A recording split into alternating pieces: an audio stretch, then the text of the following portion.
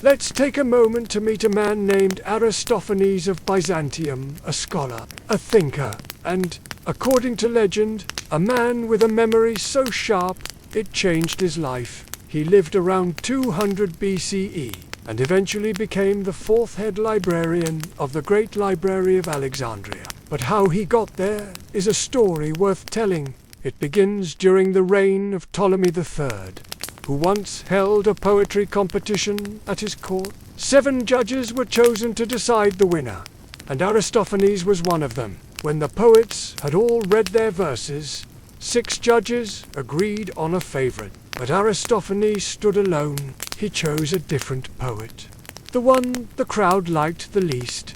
The others were confused, but Aristophanes calmly explained. "The 6 poets you chose," he said, "had copied their work. Only the one he picked had written something original." The king was intrigued, but skeptical. He demanded proof. And so Aristophanes walked into the great library. He went to the shelves, and from memory alone, found the original works the others had put. Scroll by scroll, he revealed the truth. Ptolemy was impressed. So impressed, in fact, that he made Aristophanes the next head librarian. But Aristophanes didn't just organize scrolls. He helped change how we read. Before him, ancient Greek poetry was often written in long blocks, with no line breaks, no punctuation, no marks to help guide the voice. Aristophanes introduced the idea of breaking poems into separate lines. Like the poetry we read today, he also invented diacritics, the little marks above letters in Greek that help indicate pronunciation. He even created symbols for editing texts, used by later scholars to mark corrections, missing lines, or uncertain words. He wrote introductions to plays, dictionaries, and lexicons, many of which helped preserve ancient Greek language and literature. His time as librarian marked a shift in focus for the library, from simply collecting knowledge to analyzing it, correcting it, and understanding it deeply. Later, a man named Apollonius Epigraphus became the next head librarian. His nickname, the Classifier of Forms, suggests he organized poetry by musical style, sorting different works based on how they were meant to be performed. Together, scholars like Aristophanes and Apollonius helped shape not just what we read, but how we read it. And much of that began with memory, courage, and the quiet patience to search through scrolls in a library by the sea. The library also preserved religious texts, not only Greek or Egyptian, but also Hebrew scriptures, Zoroastrian writings from Persia, and possibly early versions of Indian or Mesopotamian religious thought. But beyond the facts, there are also the stories, the myths of what may have been stored within the library's walls. Some say it held a complete map of the lost city of Atlantis, written by unknown hands, copied from far older sources. Others speak of blueprints for flying machines, not unlike birds, with flapping wooden wings and leather harnesses, centuries ahead of their time. There are rumors of solar mirrors, devices that could focus sunlight to set ships ablaze, inspired by Archimedes or by engineers now forgotten. It's said the library contained treatises on alchemy, the mysterious transformation of metals, the search for eternal life, and the idea that matter could be turned into something new. Some even believe there were scrolls on timekeeping, ancient calendars based on the stars, or early machines that could track the movement of planets. Other myths speak of mechanical devices, gears, pulleys, water-driven instruments, even early automata, objects that moved on their own, like primitive robots. None of these stories can be proven, but they tell us something just as important: how the Library of Alexandria became more than just a building. It became a symbol of all the knowledge we've lost, and all the wonders we imagine we once knew. Even today, scholars search for clues in other texts, books copied from older sources, or fragments found in distant places. A page here, a phrase there, a whisper of something greater. The great library may be gone, but the questions it leaves behind still echo. What did we once know? What have we forgotten?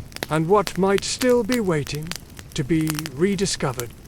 Most people, when they think of the Library of Alexandria, imagine one great building by the sea, filled with scrolls and silence, and lost forever in a single fire. But that's not quite the full story. You see, the library had a second home, a quiet backup, hidden in plain sight. It was called the Serapeum, perched on a hill. The Serapeum was both a temple and a sanctuary of learning. Grand columns reaching toward the sky, statues carved with a blend of Greek and Egyptian art, and underground vaults said to house sacred texts. After Caesar's fires damaged the original library, many scrolls were carefully moved here. It became a kind of lifeboat, holding what remained, and for a time it worked. The knowledge survived. But centuries later, in 391 CE, the Serapeum fell too, not to fire, but to fury. Christian zealots, believing the old gods and philosophies to be dangerous, tore down the temple. The scrolls inside those last precious fragments of the ancient world were lost. So maybe the final days of the library didn't happen in the library at all, but in a temple on a hill beneath the sound of chanting and stone breaking. But there's more. The Library of Alexandria was full of ambition. Yes, but also audacity. The rulers of Alexandria didn't just collect knowledge.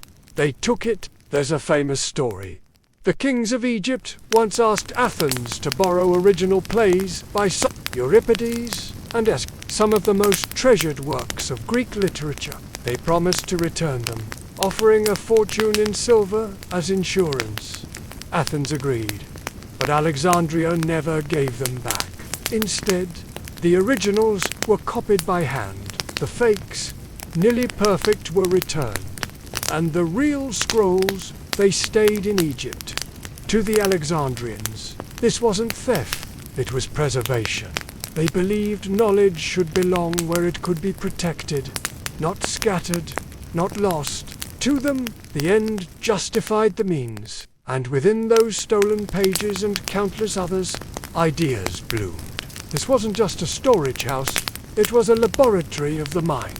Eratosthenes calculated the size of the earth just by watching shadows fall at noon. Aristophanes of Byzantium created the first system of punctuation in Greek. Little marks to help the eye and the voice. And Callimachus made the world's first library catalogue, dividing scrolls by subject and author, helping scholars find what they needed. It was the ancient world's first version of a search engine, a kind of Google made of papyrus. And some say the library held even older secrets still. Writers like Plato claimed Egyptian priests once guarded records from before recorded time. Stories of kings before the pharaohs, knowledge of lost lands, an advanced understanding of stars, medicine, and stone. Could those texts have reached the library? We can't be sure, but we know that Babylonian, Persian, and Indian scrolls were there. The scholars of Alexandria translated everything they could find, preserving wisdom from faraway civilizations. Maybe among those texts were glimpses of something older than Egypt itself. And what of the fire, the one people always mention? Yes, Caesar's battle in 48 BCE burned part of the city, but that wasn't the end. Years later, during the reign of Emperor Aurelian, more of Alexandria was destroyed in war. Then came religious purges. The Serapeum was torn down. Scrolls, myths, and ideas deemed too pagan were discarded or destroyed. And so, the library did not fall in a blaze of glory. It faded over centuries. And still, the story remains. The Library of Alexandria may be gone, But its pieces live on, in language, in science, and in the quiet question that still lingers in the night. What if it had survived?